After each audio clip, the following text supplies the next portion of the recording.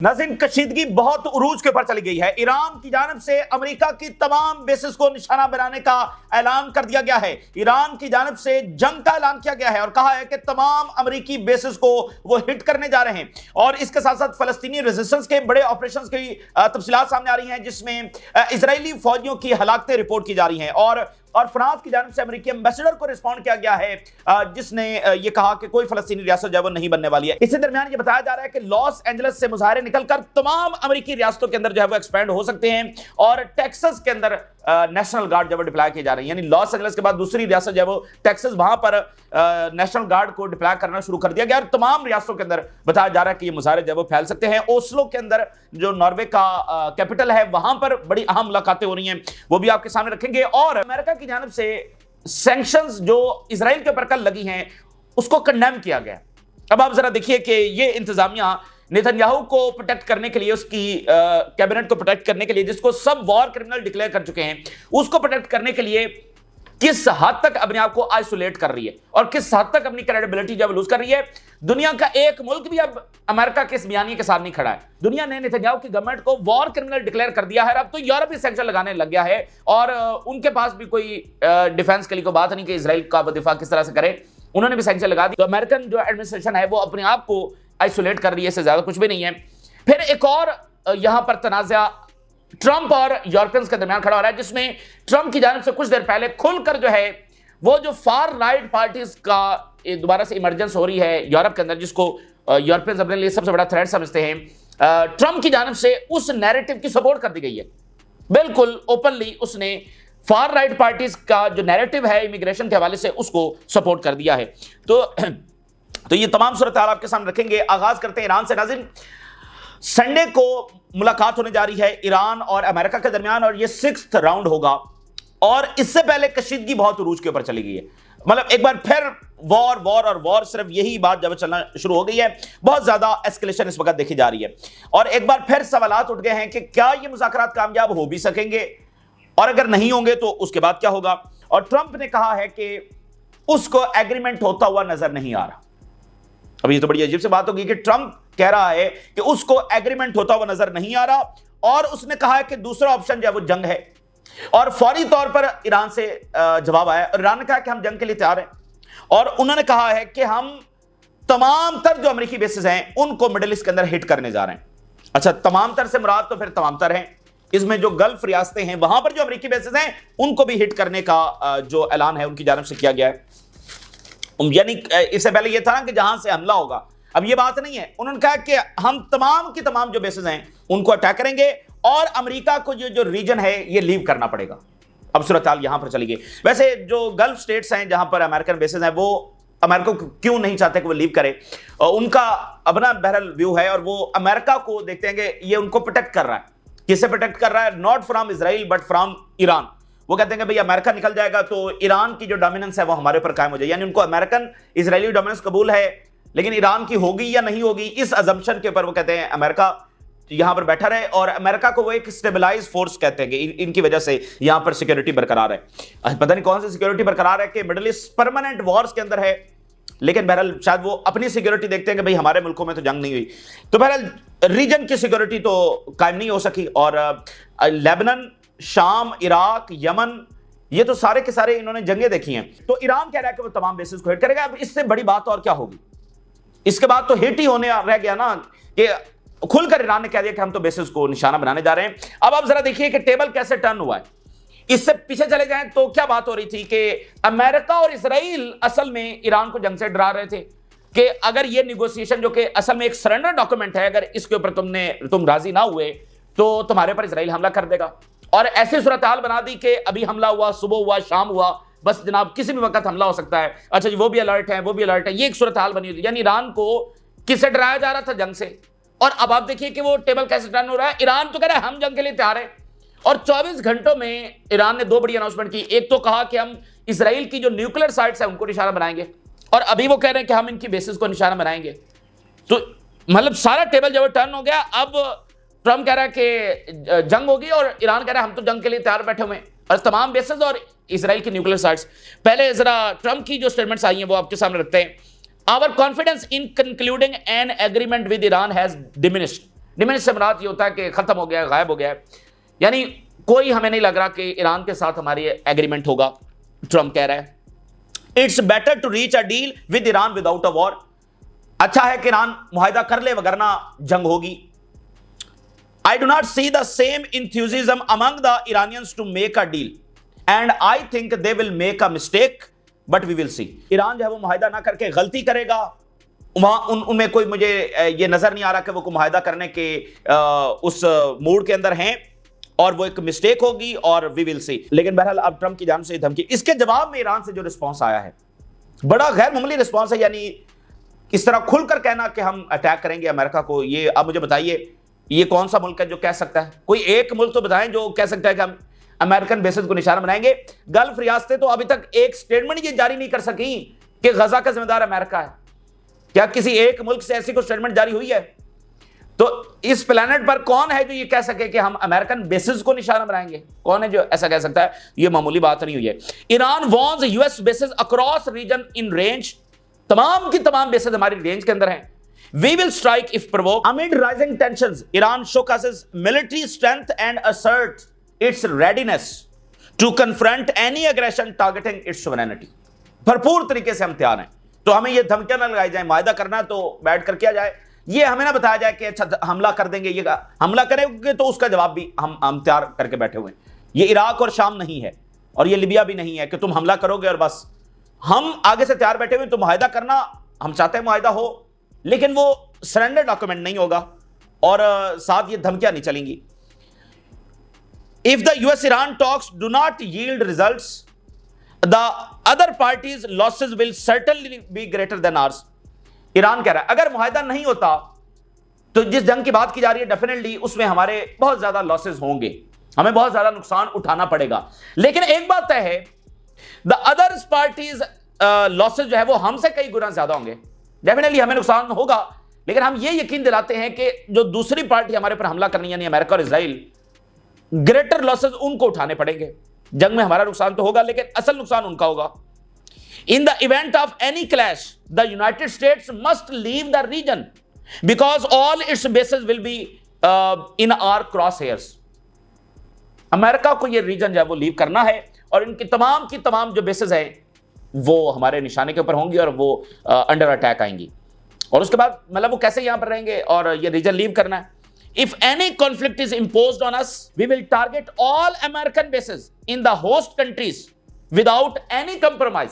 मतलब खुलकर उन्होंने कह दिया कि कोई कंप्रोमाइज नहीं होगा, कोई हमसे फिर मुतालबा ना करे कि आप डी एस्केलेट करें और फलाना करें, हम तमाम बेसेस को निशाना बनाएंगे।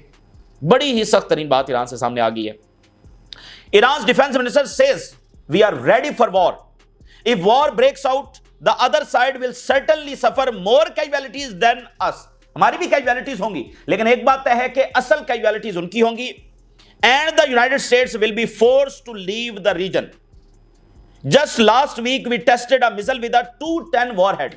तो अब जो है वो संडे को मुज़ाकरात होने हैं, लेकिन उससे पहले ये वाला माहौल बना हुआ है। और अब जो है वो क्या वो धमकी लगाएंगे? भाई जंग की वो क्या धमकी लगाएंगे? ईरान तो कह रहा है हम जंग के लिए तैयार हैं।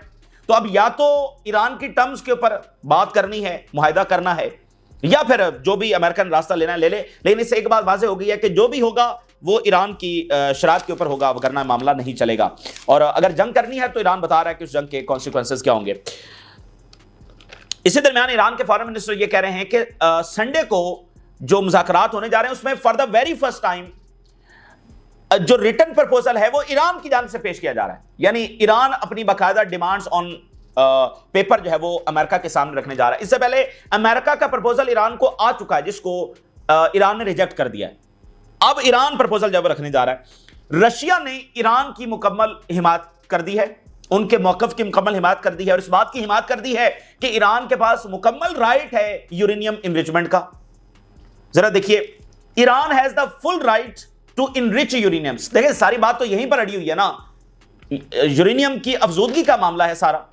तो उसमें अमेरिका का एक मौक़िफ़ है और ईरान के मौक़िफ़ की चाइना ने पहले हिमायत कर चुका है, रशिया ने कर दी है। पहले भी उनकी स्टेटमेंट जारी हुई, लेकिन इस नई कशीदगी के अंदर it is a member state of the nuclear non proliferation treaty. भाई जब ईरान ये कह चुका है कि वो न्यूक्लियर बनाने का कोई इरादा नहीं रखता तो क्या मसला है? Moscow is ready to mediate between Tehran and Washington in order to reach a political solution to the nuclear program crisis. हम सालसी करवाने के लिए तैयार हैं।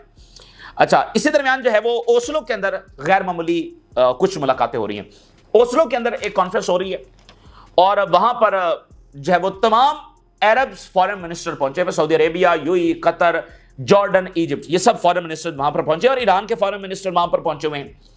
और वहां पर बायलैटरल मीटिंग्स भी हो रही हैं, वहां पर ट्रायलैटरल मीटिंग्स भी हो रही हैं और वहां पर अभी एक मुलाकात होने जा रही है अगले कुछ घंटों में ईरान के फॉरेन मिनिस्टर से तमाम जो अरब फॉरेन मिनिस्टर हैं वो मुलाकात करने जा रहे हैं।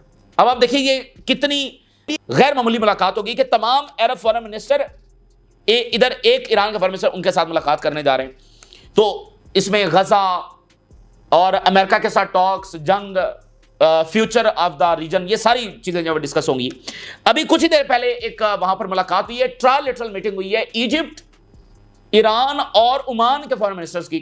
अभी ईरान के जो फॉरेन मिनिस्टर हैं वो इजिप्ट से होकर आए हैं और इजिप्ट ने ईरान का जो प्रपोजल है न्यूक्लियर फ्री मिडिल ईस्ट का, उसकी हिमायत की हुई है। और इजिप्ट और ईरान के ताल्लुकात अच्छे नहीं रहे हैं फॉर डेकेड्स, लेकिन अब बेहतर हो रहे हैं। तो यहां पर एक ट्रायलैटरल अहम तरीन मुलाकात हुई है, गजा डिस्कस हुआ है और अमेरिका के साथ टॉक्स, ये सारी चीजें यहां पर डिस्कस हो रही हैं। तो बात यह है कि ईरान की जंग किसी सूरत अमेरिका को सूट नहीं करती। देखिए इसराइल की तो यह मजाल नहीं है कि वो ईरान से लड़ेगा, मतलब इसराइली फौज उतरेगी ईरान में और वो जाकर लड़ेगी।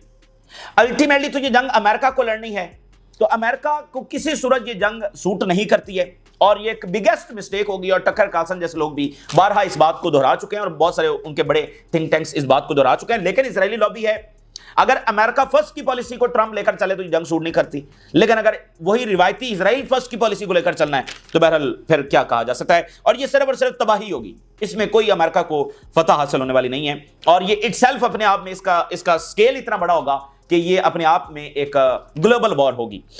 अच्छा, इसी दरमियान आप देखिए कि फिलिस्तीनी रेजिस्टेंस मुकम्मल तरीके से इजराइल से लड़ रही है और उनका जाने नुकसान कर रही है। अभी तक उसके पास ये कैपेबिलिटीज हैं। जबालिया के अंदर इस वक्त बड़ी रिपोर्ट्स आ रही हैं और बाकी इलाकों के अंदर भी वायलेंट क्लैशेस हुए हैं, जिसमें इजरायली फौजियों की हलाकतों की खबर जो है वो खुद इजरायली मीडिया कंफर्म कर रहा है। Violent clashes are now taking place in Gaza between Israeli army forces and Hamas.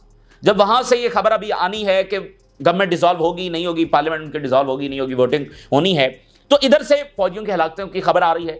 तो इससे जाहिर बात है कि गवर्नमेंट के खिलाफ और प्रेशर बढ़ेगा।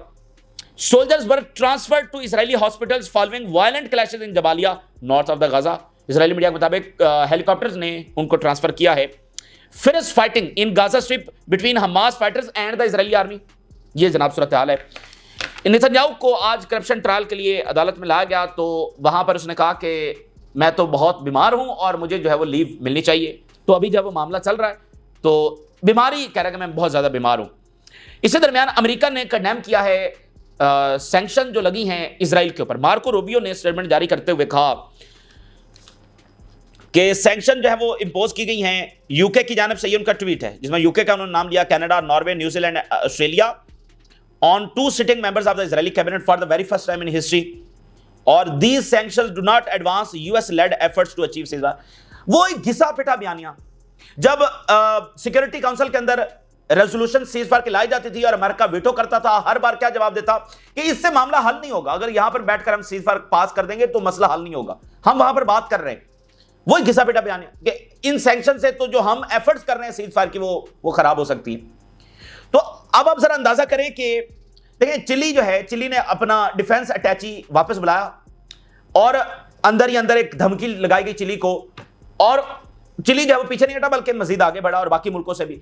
तो देखिए अमेरिका जिसके साथ खड़ा होता है ना, बाकी तमाम मुल्कों को पता होता है कि इस मुल्क के खिलाफ नहीं जाना। यही मिडल ईस्ट की रियासतों को देख लो, एक लफ्ज ये बोलने के लिए तैयार नहीं है क्योंकि इनको पता है कि अमेरिका बहादुर जो है वो नाराज ना हो जाए। तो ये इसराइल के न्यूक्लियर पर भी कभी बात नहीं करते और सारी चीजें। तो अब आप देखिए कि अमेरिका कंडेम भी कर रहा है, पता भी है कि अमेरिका इसराइल के साथ खड़ा है, फिर भी ये ममालिक जब वो एक्शन ले रहे हैं पीछे नहीं हट रहे हैं, तो इससे अमेरिका अपनी क्रेडिबिलिटी लूज कर रहा है, अपने आप को आइसोलेट कर रहा है। दुनिया में 2 ही मुल्क एक तरफ खड़े और बाकी सारी दुनिया दूसरी तरफ खड़ी है, वो अमेरिका और इसराइल है। बाकी यूरोप भी अब पीछे हट गया और ये नौबत आ गई है। जंग शुरू कहां से हुई थी, जा किस डायरेक्शन में रही है। अमेरिका यूरोपियंस की और ऑस्ट्रेलिया और न्यूजीलैंड और कनाडा उनकी सैंक्शंस को कंडेम कर रहा है। ये जंग चली किस तरफ थी, चलाने की किस तरफ कोशिश की गई और जा किस तरफ रही है। तो ये अमेरिका के लिए आइसोलेशन के अलावा कुछ भी नहीं है।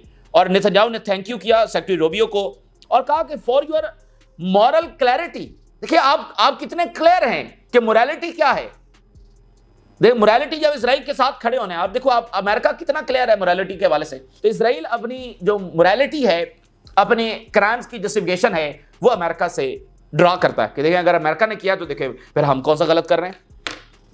इसी दरमियान फ्रांस ने रिस्पॉन्ड किया है अमेरिकी एम्बेसडर टू इसराइल, जिसने कहा कि कोई फलस्तीनी रियासत नहीं बनेगी, और इससे पहले उसने कहा कि फलस्तीनी रियासत बननी है तो फ्रांस की टेरिटरी के ऊपर जाकर बने।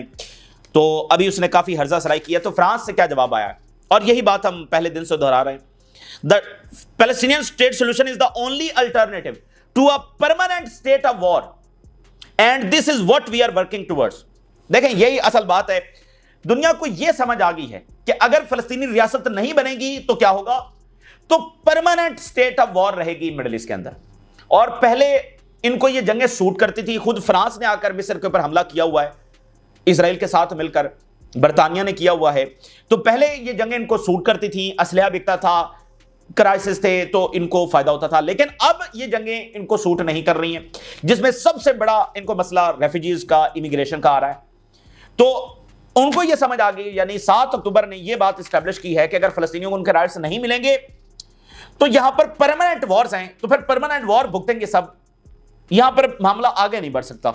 तो इसलिए ये बात उनको समझ, ये फ्रांस अपनी जुबानी इस बात को दोहरा रहा है। अमेरिका के अंदर सूरत हाल क्या है, पल पल वहां पर सूरत हाल बदल रही है और सारी दुनिया की नजरें वहां पर लगी हैं। वैसे भी हमेशा से नजरें अमेरिका पर होती हैं, क्योंकि वो एक हेजेमोनिक पावर है, वो जो भी फैसला करता है दुनिया के ऊपर उसका असर बहरहाल पड़ता है।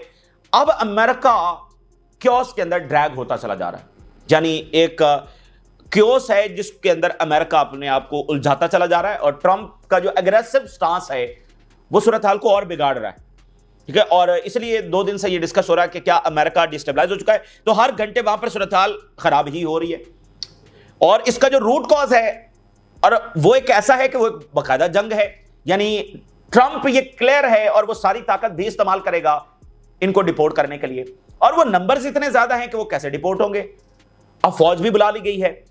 तो अभी जो है वो बड़ी डेवलपमेंट ये है कि टेक्सास बड़ी अहम तरीन स्टेट है, वहां पर जो है वो नेशनल गार्ड डिप्लॉय किए जा रहे हैं। टेक्सास का जो गवर्नर है वो रिपब्लिकन पार्टी से है, कैलिफोर्निया का डेमोक्रेट से, लेकिन ये रिपब्लिकन से। तो गवर्नर के ऑर्डर के साथ ही, वहां पर गवर्नर का ऑर्डर नहीं लिया गया ट्रंप ने खुद, तो यहां पर गवर्नर के ऑर्डर के साथ बुलाया गया है।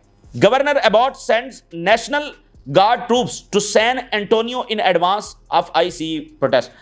सैन एंटोनियो जो है ये टेक्सास का सिटी है। The US is sinking in chaos after California, Texas will also deploy national guard to maintain order. National guard deployed in Texas as curfew begins in Los Angeles on day 5 of immigration protest. Now Texas will deploy National Guard as protests spread beyond Los Angeles. और Trump और Europeans का जो फड्डा है वो कई layers के अंदर हमें नजर आ रहा है। सबसे बड़ा मसला तो यूक्रेन का है। यूक्रेन पर यूरोपियंस की पोजीशन कुछ और है, ट्रंप की पोजीशन कुछ और है। ट्रंप तो बहरास प्यूटन से बात कर रहा है और यूरोपियंस के लिए सबसे बड़ा विलन प्यूटन है, तो वहां पर एक डिसएग्रीमेंट है।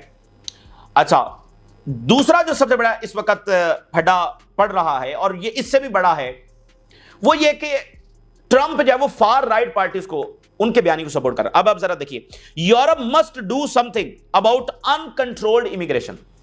फार राइट पार्टीज, उनका यही बयानिया है, उनका बयानिया इमिग्रेशन के ऊपर खड़ा हुआ है, और ट्रंप कह रहा है कि यूरोप जो है वो कुछ नहीं कर रहा, मौजूदा यूरोपियन लीडरशिप जो है वो कुछ नहीं कर रही।